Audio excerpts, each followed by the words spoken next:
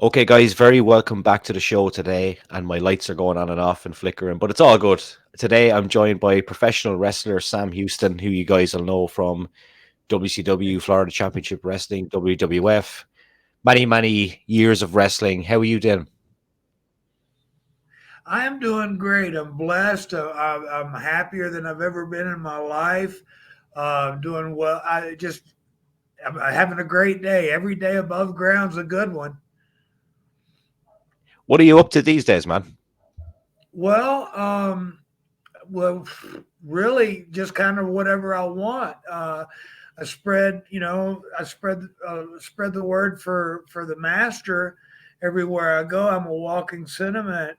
My testimony, I guess. For him and everything he's done in my life. And then I piddle around the place here. We're sitting on 5 acres, and I've got some projects here at the house that I'm doing. I was training guys with Bobby Fulton's little school. He had a wrestling school about an hour north of here, so I was doing that some. And I'm doing a little bit of remodeling work on some homes and helping out. I'm doing 2 pizza restaurants right now, Shit. working on some projects for them and just hanging out, just getting through life, man. Yeah, so you're still a pretty busy guy, obviously. Oh yeah, plus I'm still wrestling. I'm the United States Yeah, heavyweight champion still, and my belt's over there. But anyway, hang on, I'll get it. yeah, I do. Yeah, Yeah. So I've got the PWA United States Heavyweight title. My next title defense, I believe, is July the 15th in Lancaster, Ohio. Looking forward to that. And these are pretty good things for a guy that's almost 60 years old. You know, so I'm still yeah. active. I wrestled the Barbarian. What about 3 weeks ago, 4 weeks ago? Something like that. We got Excellent. into it, and everything was fine. I was doing really good until he started slinging chairs.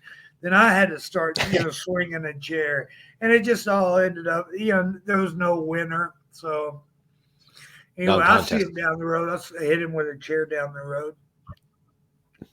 How's the body holding up then, man? For someone obviously that's been in the business for such a long time, because I meet a lot of guys your age and their bodies are just fucked. Like, how's yours?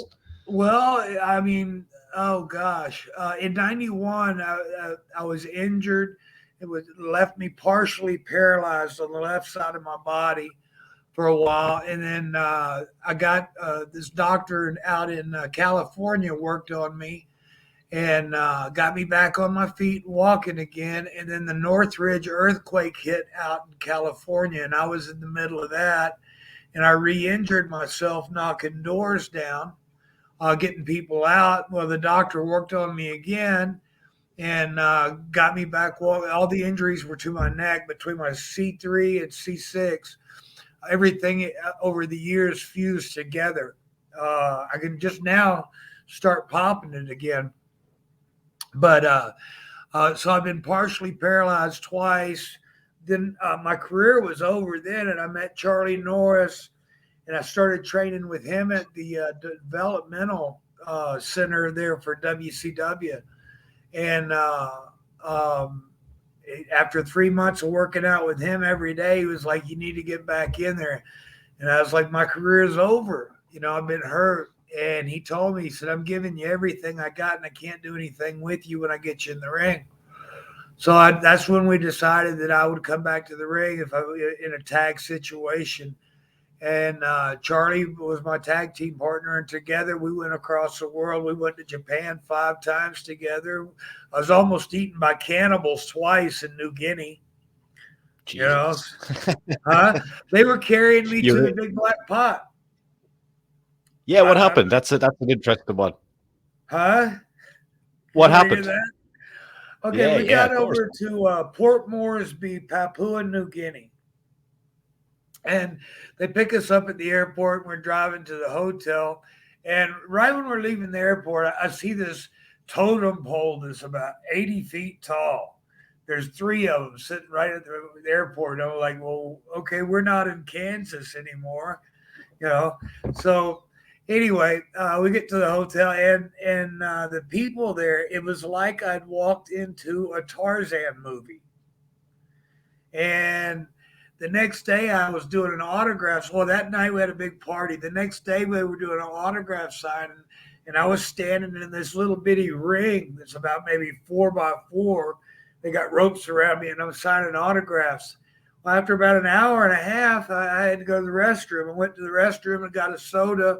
And I was coming back, and the people picked me up, and they were throwing me over their head up in the air. And I was like, wow, I'm the life of the party. Well, I didn't know how much of the life of the party I was. Though the tribes people there, there's still so very many. There's quite a few cannibalistic tribes there still. And they believe part of their religion is they believe whatever they consume lives through them. So I'm a wrestler or a fighter or a warrior. So they're figuring if they eat me, that I'll live through them, and you know. But they got me. They got me all the way to the front gates, and the Australian Army came in with all their vehicles and stuff, and they jumped out and they were shooting people with rubber bullets in the guns. They were beating them in the head with clubs, knocking them back. These Rottweilers, biggest Rottweilers I've ever seen. They were just they were clamping on people's heads and just dragging them off. It was the most violent thing I'd ever seen. So they get me in the Army transport, and the major goes, mate, you ever watch Bugs Bunny? Bugs Bunny? Yeah. He said, you know the one with the Ethiopian? And I was like, yeah. He said, there was a big black pot in your future, mate. And there was, you know, about 4 days later, Charlie Norris and I, we almost got it by him. And then one night I was in the ring. I had Killer Brooks in a headlock, and the I guess the natives, they knocked down 100 yards of wrought iron fencing at the soccer arena and stormed the soccer arena. The Army had to be called out. I'm standing, I got a headlock on a guy in the ring. All of a sudden, the next thing I hear is a shotgun, and I hear the pellets landing on the roof, the tin roof. I was like, I'll let the headlock go, and jumped underneath the ring. It's a lot safer underneath there. But we got back to Texas, and my father was the one booking my international tours for me at the time, and we walked straight into him, and I told him he wasn't booking Charlie and I anymore. What a way to start the show. Well, it was something. It was we had to wrestle. They sent 4 wrestlers, and we each had to wrestle a 40-minute singles match and then a 40-minute tag team match. And I never knew it, but we were brought over there by the Spears Cigarette Company, which is a cigarette that's probably about 8 inches long, and it's about as thick as my finger, and it's got newsprint on the paper. It's rolled out of the Australian Daily newspaper. They were killing the people in New Guinea, the natives, getting them hooked on tobacco, where they're smoking the newsprint and getting lead poisoning. You know? Jesus. So I guess that's like a genocide type thing. Yeah. You know? When we'll change it up a little bit, and we'll just. Yeah. I know it's an obvious question, but obviously second generation superstar. Your dad was huge in the business, and obviously influential. Was he the one that ultimately led you to getting into the business? No, he tried everything he could to keep me out of it. Oh, really? He had, the year before I was supposed to start wrestling, I had my tonsils taken out, and they messed up, and I died on the table for 2 minutes. I got 16 stitches on this side where they opened me up, and 18 on this. The anesthesiologist, when they went to put the tube down to my throat for me to breathe through while they do the surgery, because what they do is they stick the tube down, and they put a balloon down there. They blow the balloon up, and it gives them room to work, and they snare the tonsils and scrape the adenoids. Well, when they put the tube down my throat for me to breathe through, they punctured a hole in the back of my windpipe. And then when they gave me the anesthesiologist gas, I had an open wound in there that when they're forcing gas in me just opened up and kept filling me up like a tire. And I had so much the gas in me that it caused a heart attack. And I flatlined for 2 minutes. They resuscitated me. I'll never forget how mad I was that they resuscitated me, because I was in such a peace, look, you can have everybody in the world try to tell you there's not an afterlife. I know there is, brother. And I know where I'm going, and I can't wait. I'm not in a rush to get there, but I'm not afraid either. So, and I'll be describing more of it in my book. I'm writing my book right now, my life story. Yeah, even from those two stories like that you've told me in 10 minutes here on the podcast, I was just thinking in my head, this is going to make a great book. So tell me about the book, and who's writing with you, and what's the plan for it? Well, the lady now that's helping me, I wrote the first little bit while I was locked up in prison. Yeah. And I got a good start on that way. And then after I got out, life goes on. So I had to take a break from it for a little bit, but now I'm dedicating myself back to it. And I've got a lady, she's a friend of ours. Her name is Amy Friggle. She's she's a journalist and this, that, and the other. So she's got credentials and stuff. So she's going to help me with the editing and everything. We're actually doing 2 books at the same time. One is my life story, and one is a substance abuse book. I went through 13 different rehabs and completed each one successfully. But I was a bad alcoholic too. I'd leave an AA meeting and go straight and grab a bottle of whiskey. I didn't have a problem. When I'd sit in the AA meetings, a lot of times I'd sit there and I couldn't wait to get out of there to go get that bottle. Mm-hmm. And one of the things that hit me while I was sitting there is such a depressing place. Why would anybody want to get sober? But I turned it around. I'm happy about being sober now because, hey, dude, if you want to ask somebody if you can drink, yeah, I can drink. I used to drink 3-4, fifths of whiskey a day. Almost 3/5 a day for almost 19 years. I mean, that's nothing to brag about. I had an addiction to it, and it ruled my life. Well, it doesn't anymore, and I can still have fun. Yeah. What made that decision then, just to when give my it up mom completely? passed? When my mom passed away, alcohol. I felt like alcohol and over-the-counter medications like Tylenol PM and things that work on your liver. You don't realize all of the poisons that we put through our liver. Well, Reggie Parks, he was the gladiator, I guess, a long time ago. He made all the belts for the NWA, the title belts and stuff for a long time. Anyway, he told me when I was a little kid, he was an alcoholic. And he told me there's one organ in the body that that if it's messed up, can rejuvenate itself, and that is the liver. And you have to feed it right. Well, I was a bad alcoholic, but I drank fresh carrot juice every day, and the carrot juice did for my liver what cranberry juice does for your kidneys. It flushed them out.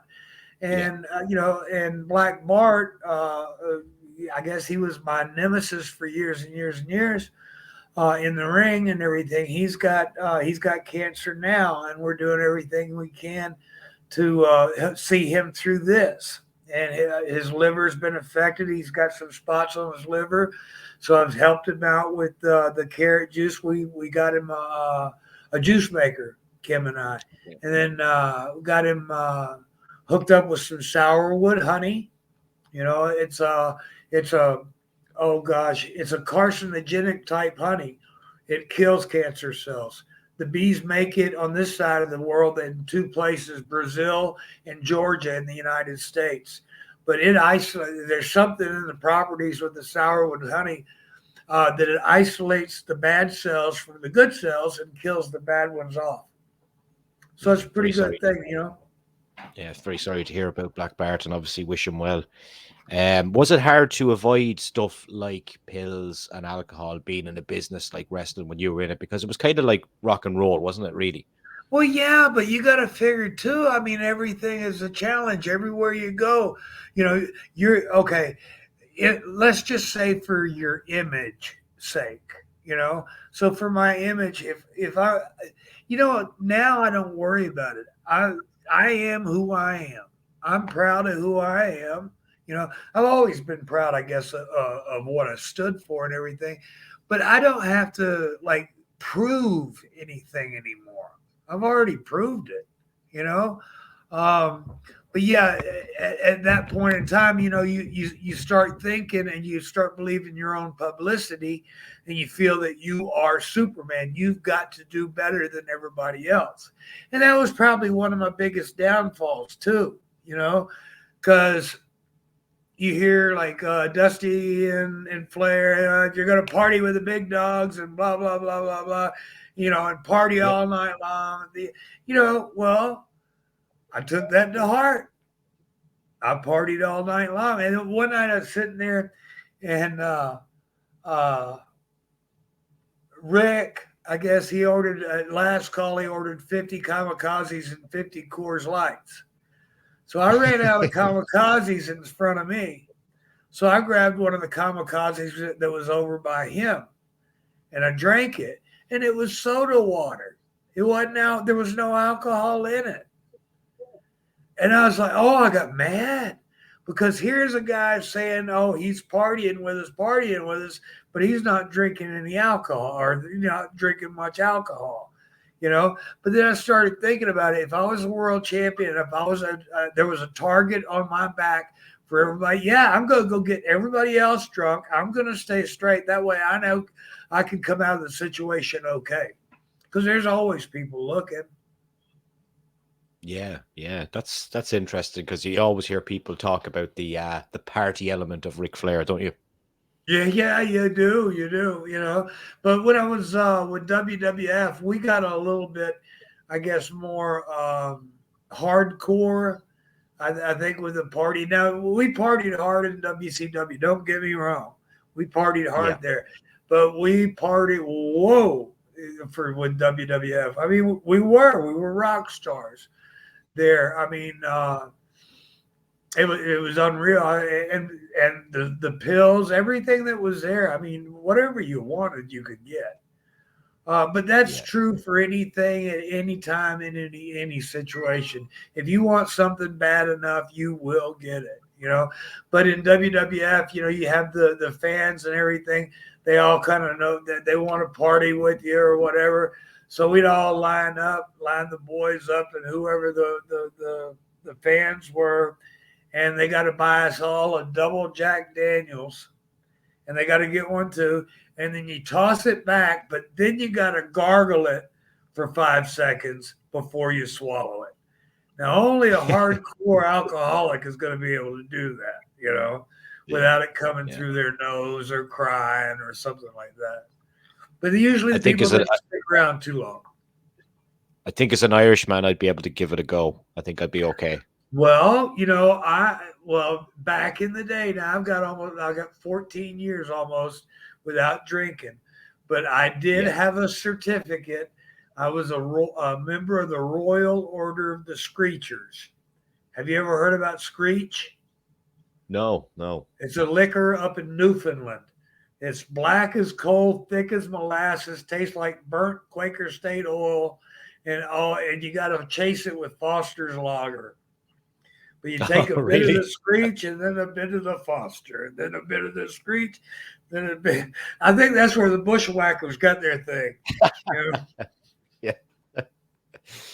How did you end up, I suppose, joining the WWF? Is there any mad story behind that? Well, let me go back to what happened to me. I'd gotten my tonsils taken out, and then I worked a whole year to get my weight back on. I took my GED, because they were going to make me redo 11th grade again, and I didn't want to do that. I wanted to get in the ring and get on the road. So my dad had George Weingroff get in the ring with me and work out with me, and he stretched me. I mean, he cranked up on me. He treated me like he would anybody else. And that was the first week. And then I came back the second week in the ring with him. And after the second week, he couldn't do everything he'd done to me the first week. I was a pretty decent amateur wrestler. I was undefeated in high school, but my high school career was cut short with my sister was kidnapped and taken from us. But um, uh, I'd wanted to be a wrestler all my life. So uh, George, after the second time we worked out, went to my dad and said he's ready. My dad told me, he said, I've already lost you once. I'm not going to lose you again. He said, this business is not for you. So it took a little while. And then Dusty came in to the territory. And I talked to Dusty one night in New Orleans. And he said, come on down. He said, when you're ready, come down to Florida and see what we could do. Well, my dad, gave Dusty his big break. Dusty was getting ready to retire in 1969, and he was driving through Dallas to go home and hang up his boots and become a plumber with his dad. And my dad changed everything when they got out in the ring and put Dusty over in the middle of the ring. For the people that don't know what that means, he let Dusty beat him. He felt the charisma in the ring. And that launched Dusty's career. My dad gave Dusty his big break, and Dusty was a little bit of a history thing, and oh gosh, sentimentalism. Dusty was really, sentimental. And so he was returning the favor. He was returning the favor by breaking me in or giving me a shot. Well, I didn't know it until just recently that I got down to Florida, and my dad had called the Florida office and told them that under no circumstances was I to work, get in there. And J.J. Dillon, I was showing up to the show. I showed up. I had my gear, the whole 9 yards, and Dusty wasn't going. And J.J. talked Dusty into it, said, give the kid a shot. And Dusty did, I'm blessed because when I first got started, I was able to work almost every night for the first 3 months of my career. I was on the road with seasoned veterans, they could talk to me, and when I got to the Carolinas, I got to give credit to the Johnny Weavers and the Sonny Fargos and the Rufus Joneses, all these guys that help you along your career, that when you were a young kid just breaking in, you're full of all this piss and vinegar and everything, and you're just going to go show everything, should give them everything all at once. And it's the guys like the Johnny Weavers and the different guys, Jimmy Valiant. And I love Jimmy Boogie Woogie Man Valiant. I just saw him a couple of weeks ago. But those guys, they gave you the advice. Don't get out there and give it to them all at once. Work it out through them. Have a match. Make it mean something. Well, that's how you learn to wrestle, not this once a week thing or once a month thing or every other TV tape. The business ain't the same, so people don't get the feel of it anymore. I don't know. There was a lot of, huh? Yeah, I know what you're saying. There was a lot more consistency, I think, back in the day as well. Like if you look back, we were doing it all the time. It was second nature. Now everything, I don't know if you ever go to a TV taping and get there beforehand or anything, but just get to what's going to be a televised event and get there after they set the ring up and sit there all day and watch. Watch how many guys go out there and have to have their stuff choreographed or have to be shown how to do a move. these guys are not wrestlers. You know, Yeah, uh, they're I, programmed. They're I don't know, action figures. I had Steve Kern on my podcast a couple of weeks ago, and Steve was telling me that, he was there as a trainer for a while as well, and he was helping set up some of the women's matches. And he said that he went to two of the women one day, and he said, right, figure out your match. It's 6 minutes long, and he told him to finish. Okay, he came back maybe 2 hours later, and they still hadn't figured out the 6 minute match. Oh yeah. That crazy. Here's what I love. I go to these events now, right? And I see guys out there and they're got like, go like 6 or 8 minutes and they're talking for 3 hours. They got, you know, a blockbuster movie put together here, you know, all this stuff, all that, So what happens if somebody misses that first thing? Where they don't have a clue, I've got to feel the people, and you're getting whatever you're getting everything I got when I get out there. That's why the promotions in Ohio, I just got to thank them. I got to thank the PWA. Twice they've had to move to bigger buildings because we sold the buildings out. So that's a pretty good, that lets me know as an entertainer, as a sports athlete, or the whole 9 yards, that I'm doing my job, Mm-hmm. and if I can brighten somebody's day, I want to, because it's about, for me, it's about being able to make somebody smile, to have a good time, bring joy. Yeah. The most important thing the most important decision a person has to make in their lifetime is their decision to follow the Lord or not. I want to see, I truly want to see everybody blessed and see them in heaven. I know that's not going to happen, because the master himself said it. A lot of people are going to come up to him in the final days and say, I've cast out demons and this, that, and the other in your name. And he's going to say, depart from me. I never knew you. I don't want to hear those words from him. Yeah. I know that I know there's a special place. So, I want everybody to make a conscious decision. It don't cost you anything, and you'll feel better about it. When you first got in '87, you wrestled a Well, lot I of started in matches. '83. Oh, in No, in WWF. WWF, yeah. Yeah. When you got to WWF in '87, you wrestled with Barry Horowitz a lot, and it's always kind of comes up in conversation. And Bret Hart mentioned it last year. Do you think Barry or anyone in the same kind of line of enhancement talent or job or whatever they say deserves to be in the WWF Hall of Fame at some point? Yeah, they deserve it.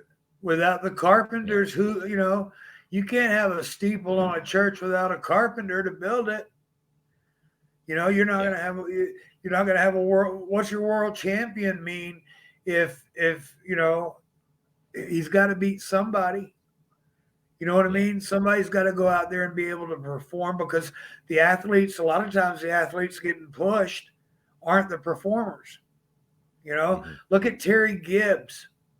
Look how influential he was as enhancement talent. But Hmm. he was he went out there and he busted his ass. It's a job like anything else. It doesn't matter if I'm the first match or the main event. I'm still on that card. So you got to give me my props. And I'm running Yeah. around in tight, shiny underwear. Do you think winning and losing when it comes down to pro wrestling, do you think that kind of got to some guys? Because I know, Oh, like, it's part of the it show. gets to people. Think Yeah, so, it's yeah. like what I said. People believe their own publicity. Um, I've been in the ring so many times that they've had to change it because something had happened, and I was so over with the people that night that if I didn't go over, there would have been a riot. Mm. Dusty's had to send Magnum to the ring. to change the finish for me. He's had to run to the ring himself and change the finish. The guys I was working with have had to change the finish because they want to get out of there alive. But is it just a connection between? Yeah, I've been in quite a few riot situations, uh, but yeah, you want to get, but a lot of guys, yeah, they have attitudes, you know. Mhm. Uh, they all think they're better than what they are. I think. Yeah, you wrestled as well with a good friend of the show. I've had him on a couple of times. The guy's a very nice guy, Paul Roma. You two guys wrestled as a tag team against the Hart Foundation before. I think Why we didn't they did, go? yeah. Yeah, Huh? why didn't they take that somewhere, or was there any reasoning behind that? Because it looks like you guys only wrestled one match, but for the titles. Oh yeah, they just put threw a match out there to get the champions over. So create a new team. They just put guys over. Throwing whoever together is all it was basically. I don't think there was any planning behind it. It was just that we need two bodies. You know, Yeah, Paul was a good guy. I like Paul. He was fun. yeah, nice guy. He he called Ric Flair there out of my podcast a couple of months back. He wants to have a match with Rick. As in Oh well, Rick's last match. shoot! Wouldn't everybody? I mean, I volunteered. Heck, I mean, why not send it out there? That last one was supposed to be his last match, and I guess people got mad because after that match they made so much money. He said, "Let's do it again." So let's see. I'll be his 11th last match. You're throwing your name in the hat as well. Yeah, why not? Yeah, maybe we'll have an invitational, invitation only, invitational battle royal. Yes, yes, Yeah. yes. Did you ever get any advice or compliments of Vince McMahon? Yes. Yeah, I did.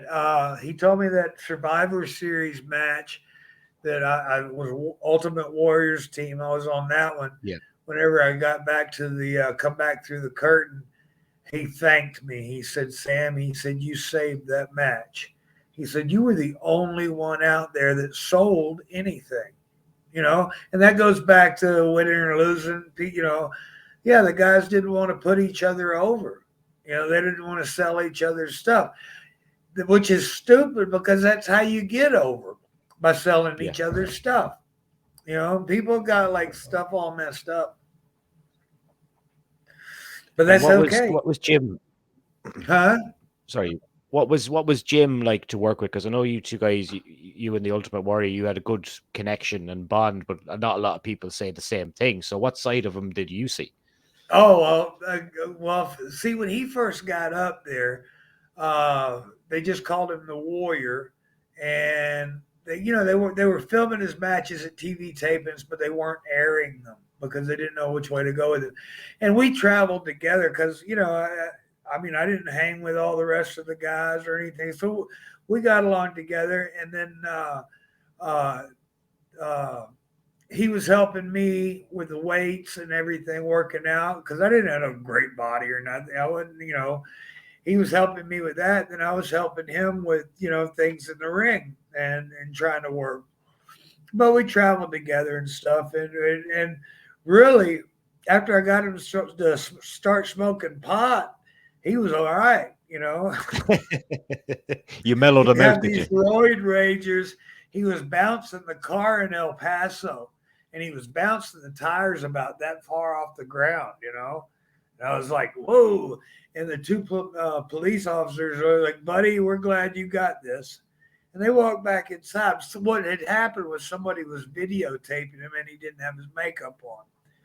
So he was going to go meet my bootmaker. Well, I wasn't going to take him in that condition. So I made him start smoking pot with me. Yeah, he enjoyed rides after that. You mellowed him out a little bit. Yeah. Yeah. Do you think there was maybe, because I know some of the guys say they don't like him, do you think there was maybe an element of jealousy as well, if you look at it from a different perspective about the way he looked and about the way he was being Oh presented. yeah, everybody was jealous of him over that. I mean, uh, how could you beat that? That physique and the whole 9 yards. On all the other aspects, he was way out there in left field. I don't think he really totally understood the business. I think he understood marketing and those types of things. I think, but I heard that he went up and he said he wanted the same deal Hogan had, and I don't think that was ever going to happen again. They were never going to let after Hogan when Hogan got over as big as he did and all that, and when he left Vince and stuff, it was kind of like a shattering, So you never want to, a smart guy is never going to put all of his eggs in one basket, basically, Yeah. And when it comes to, go ahead. You go ahead. I was just going to say, when it comes to someone then like Hogan as well, like I've heard nothing but positive things from people about the guy. What was your experience like with him? With Hogan? Yeah. Yeah, he was cool. He always treated me well. We got along on the road together. I never saw him do anything that I, thought was questionable or bad. I mean, I never personally saw anything like that. Everything I've heard stuff, but until somebody does something to me, I don't, I don't hold anything against anybody. I love the guy to death. Yeah. So another random one. You appeared in the Royal Rumble in 1989, I believe it was. The very first one. Yeah, you're still wrestling now. Uh-huh. If there was an opportunity for you to do like a guest spot in a Rumble, would you do it in the WWF? Well, it depends on what the payoff is. Let's just say it's a really good payoff. Free. I'm not going to do it for free. Make it a big thing. Yeah, they wouldn't expect you to work for free, surely. Yeah, well, I don't know. Back in the day, it wasn't that great. If it's TV pay, So if the pay is right, you'll just to get back out there, just to play, Mm-hmm. Yeah. You look a bit devious there. You look like the wheels are turning in your head and you have some kind of idea. I've always got something going on. Yeah. Who was your favorite wrestler to work with in your entire career? Well, there's so many, that were so good. And, and one guy in particular that never got the credit or never got the break. And he was probably one of the world's greatest heels that nobody ever heard about. And he was Sputnik Monroe's son, the Cajun brawler, Bubba Monroe. The guy was just an absolute dream. And I died laughing. I just loved working with the guy. I mean, and I could pull ribs, all kinds of stuff. But he never got. I guess the right people never saw him, or he didn't fit the corporate bill or what they thought. He was just a good old boy, and but he was probably one of the best heels I'd ever worked with. But I was blessed to be able to work with guys like Eddie Gilbert, Kurt Hennig, and Terry Taylor. But Black Bart, I got to work with all different kinds of guys and all different kinds of styles. I mean, the first time I got in the ring with Adrian Street, I was 19, 20 years old or something like that. He skipped to the ring in Richmond, Virginia. I had never seen anything like it before in my life. I'd never met the guy. And he gets up in the ring. And when the bell rings, he ran over, jumped up, wrapped his legs around my waist, and kissed me right on the face. Right on the, and I went nuts. I was trying to throw. I I was like a windmill in a tornado. Just everything was swinging. Didn't take but about, I don't know, 15 seconds and I was out of gas. I was blown up. And he just did whatever he wanted to. He was that good of a wrestler, you know? Yeah. But yeah, it was different back then than it is today. Yeah. And you got to wrestle ultimately Dusty's son, Dustin, was Goldust now, Dustin Runnels as well. Like, what was that experience like? You Oh, know, it because was great. Well, you know, a lot of people don't know it, but I taught him how to lock up and everything in my living room in Charlotte, North Carolina when he was 17.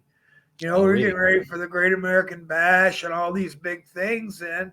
And, you know, he wanted to be a wrestler and stuff like that. So Stony Burke and Hard Rock Ricky Reeves and Action Jackson and Pat Tanaka and I had an apartment.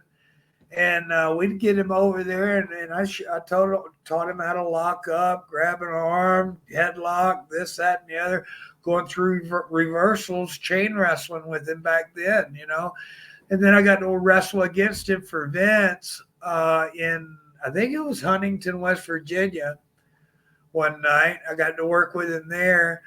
And I just heard I was supposed to wrestle him in a pay-per-view in October, but they pulled him out, and I think they're trying to replace him with Kendall Windham. I'm not sure. Hmm.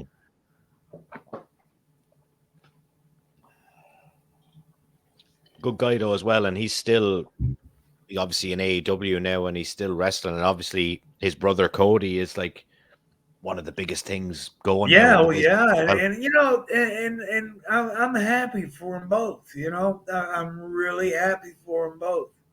Um, you know, I mean, Dusty and I, we got everything straightened out years ago for us and everything. There was a whole lot of animosity, I guess, you know, with me leaving and going to WWE and the whole nine, you know, WWF, and uh, when you're in a high position and your talent leaves, that cripples you because you know there goes your loyalty. You know, so it had a, you know, I guess things have a crippling effect when you do things that against others' wishes. yeah.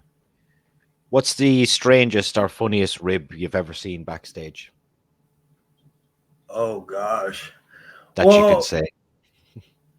well, I mean, I pulled some good ones, but that I'm gonna leave that for another show with you. We'll come back and just talk about my stuff. But I would have to say one of the most harrowing ones would have been Harley Race stopping in Sweetwater, Texas, catching a rattlesnake with his bare hands, sewing the rattlesnake's mouth shut, getting to the matches in Amarillo, unlocking and putting the rattlesnake under Terry Funk's driver's seat. Wow. Terry was driving his Lincoln Town car home that night. He had a sunroof, and if you held your beer can in the right space with the sunroof open, you could let it go and it would suck right out the top. So he was on his way home, and he had his sunroof open. Well, he felt something hitting on the back of his leg. He turned his light on, and he saw that rattlesnake hitting him on the calf.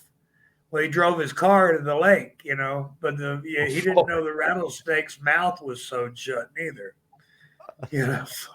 But That's that's got to be a pretty rough one, that's a you know. pretty that's pretty next level, isn't it? He crashed his Now, car. yeah, now the funniest would have to be what I did to Angelo Mosca.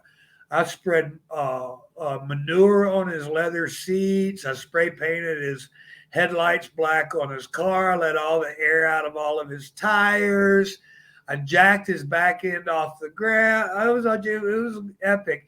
He was leaving that night to go to Toronto from Richmond, Virginia, and he had to, because he had a Cadillac and everything he owned was in the trunk of that Cadillac. He had to put all of his stuff all in the parking lot and jack his car up, and then that's when the matches got out. And he was chasing around the parking lot trying to keep people away from taking his stuff with a tire iron. It was great. Wahoo McDaniels was right there for me, so I had backup. Was I it? have to Was it? tell you some of these. Huh? Yeah. Was it always kind of? Were you always looking over your shoulder because of the way that guys were kind of carrying on back in the day? You had Well, to you really have your always had to, but when they would try to do something to you, you couldn't put it over. You just kind of had to let it go, and then and then outdo them. And then when you get them to come to you and beg for mercy, that's when you know you got them. I mean, yeah. how many people do you know? And I've done this to 3 people, but have got them where they got wasted and they passed out. Then you write real big stupid across their forehead, and you take them places. Take pictures with them. Yeah, take pictures with them, take them to the airport, all kinds of stuff. Take them in restaurants. I think we could. Everybody loves them. I think we could do a whole show on that. But the Yeah. way I wanted to finish this show today was, I know it's something close to your heart, religion. So just what changed everything for you in terms of religion, and if you just want to tell people about what it is that you kind of believe, and just in general. Well, I know there's something much greater than us out there. I do believe the word. I think man has distorted the word, and I'm doing my best. I'm not a leader or any of that. I'm not a reverend. I have been uh, um, approved to have a ministry and stuff like that, but I'm not choosing anything like that right now because I've got to be sure myself. I'm not going to lead. I'm not going to blindly lead people. I'm going to encourage people to do what I do, and that's study. Go back to the oldest texts that you can find and study. Know what the words mean. I didn't know till recently. I mean, I knew years ago that the name Jesus wasn't a name until it didn't actually appear in the King James version of the Bible until the 1687 version of the King James Bible, because the J wasn't invented until the 1400s. The master's name is Yeshua HaMashiach, is how you would say the Christ's name, the King's name. But I had to really get into studying, and I'm not just, I don't just want to go to a church and listen for an hour and that's it on Sundays. I think to be saved, I think you've got to live for the word, and I encourage everybody to live for the word. It's going to make you a better person, And if I don't see people before, I want to see them in heaven. It says in the word that the path is great. I mean, the gate is great and the path is wide. But that doesn't lead you to the gates to heaven. The pathway to the gates of heaven. The path is straight and the gate is narrow, and few ever find it. And I want everybody to really be honest. Look inside yourself. And make some decisions. Stand on your faith. Stand on your decisions. You know the truth. Study. That's all I want people to do. Do what you can to help ease somebody else's burden. If you've been blessed, bless somebody else. That's how we get by. As long as you have hope in your life, there's something to fight for. And I hope everybody fights for life. All right. God bless y'all. I love you. And be safe out there. Maurice, thank you so very much. And you holler at me anytime. I got to run and take my kid to music class. Love you guys. All right. Thank you so much. Bye-bye. Cheers, man.